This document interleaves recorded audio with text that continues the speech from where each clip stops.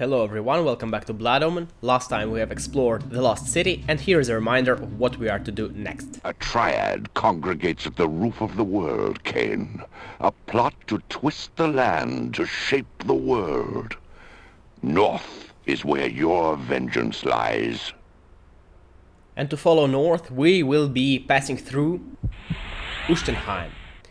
If you have played the later games, well, specifically Soul River 2, you may have heard of it, and we will not be going directly there. Instead, we will be taking the long route, because said long route actually contains a few secrets.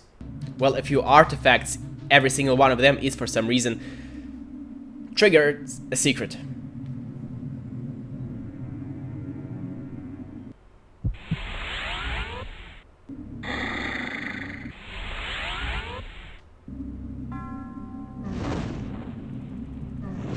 This is Uschtenheim. And this is where the secrets are.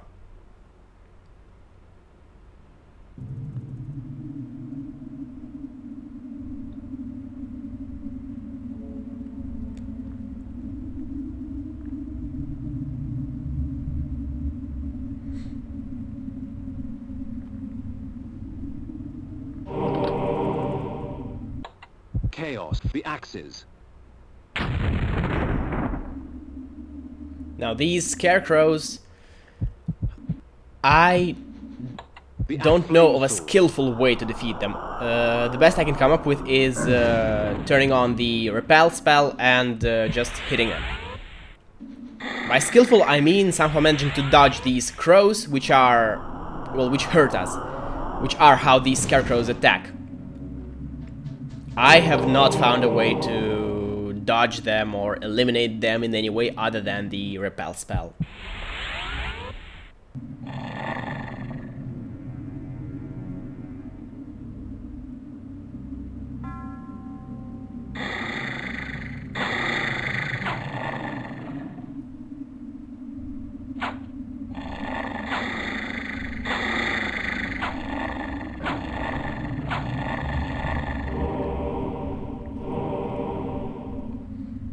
So now that we have collected the secret artifacts, there were a total of 5 artifacts in there, of which 3 were considered secrets. I have no idea how or why it works.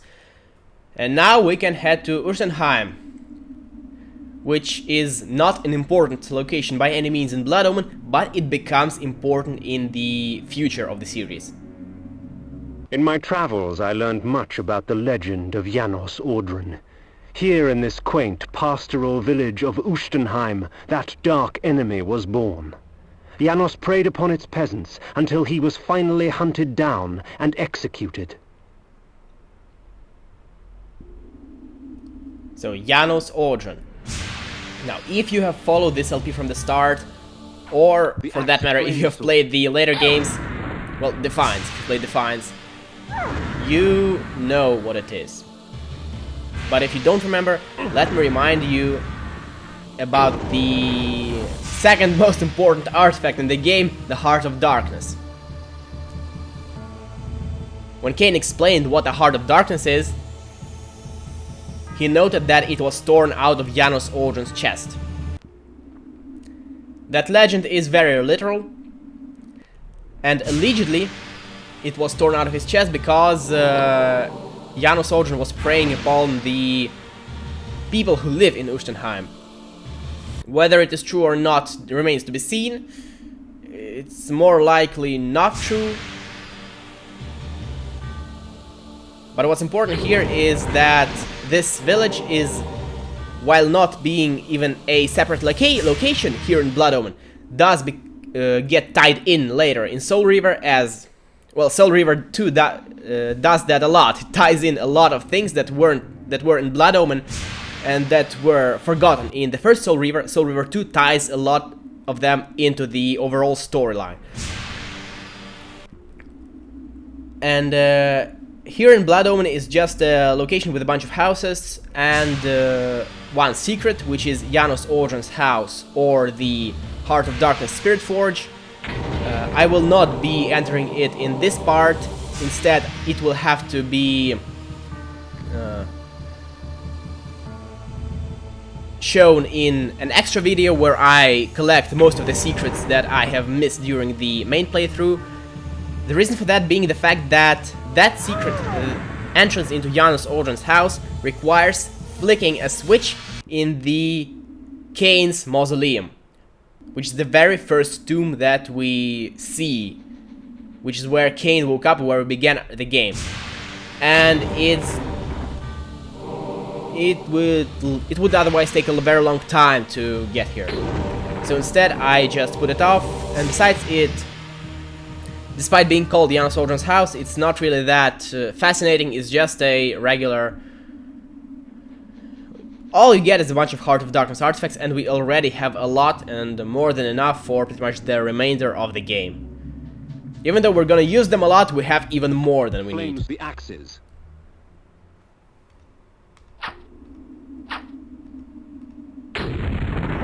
The flame sword. Chaos flame sword.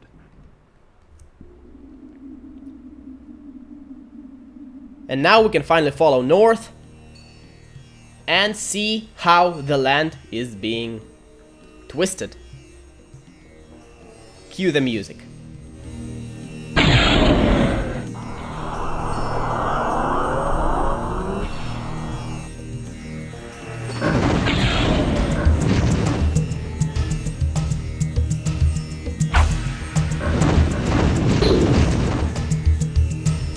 The poor wretch was warped beyond recognition.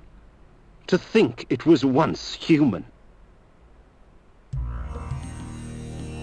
Such strange creatures that had been spawned by this dark magic. Things half insect and half mammal. Human torsos grafted onto abominations of the flesh. Sick as it was, I couldn't help but admire its creator's ingenuity. Blood flames the axes. The blood of ages flows so sweet. Come, drink from us. Your magic energy recovers more quickly, for our blood enhances.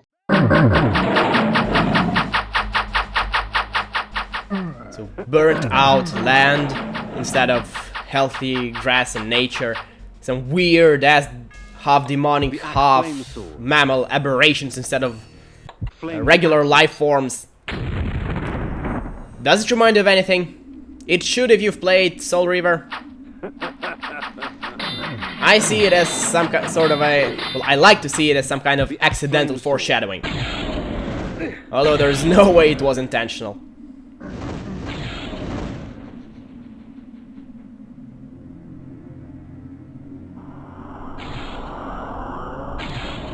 By the way, this Pentage of Tarot that is here in the middle of that lava lake, small lava lake, is a secret. And some of the secrets in the game are centered around mind controlling people that you can't see, and in fact progressing, well, when we will come up further north to our objective, we will actually need to mind control people we don't see to even progress further along. Now these fat dudes, I don't know what their names are, but as you can see, if you get hit by them, you get poisoned. So from now on, we are going to use a lot of antitoxins.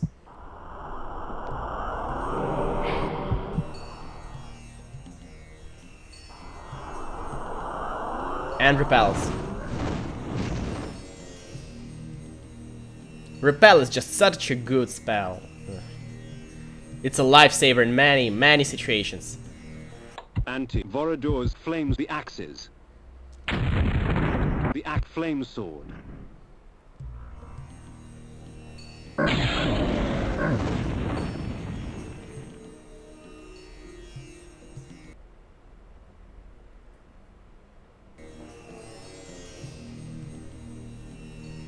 As you can see, we've moved a bit back south. And we see grass again. So it's a nice little touch. That further, so it's not about just the areas where you play, but it's about actual geography of the spread of this magic twisting the landscape, whatever it's doing.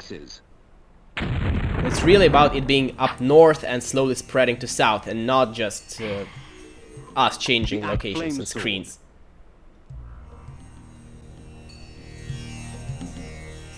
If it could be said that a land descended into madness, 'twould be an accurate account of Dark Eden. A garden of horrors, seeded with sick perversion of nature's design. I knew that this Dark Eden I had trespassed upon would continue to grow until all of Nosgoth was consumed. Yeah, the similarities with what happens later are striking. So, I will cut it off here, thank you for watching, and I will see you next time.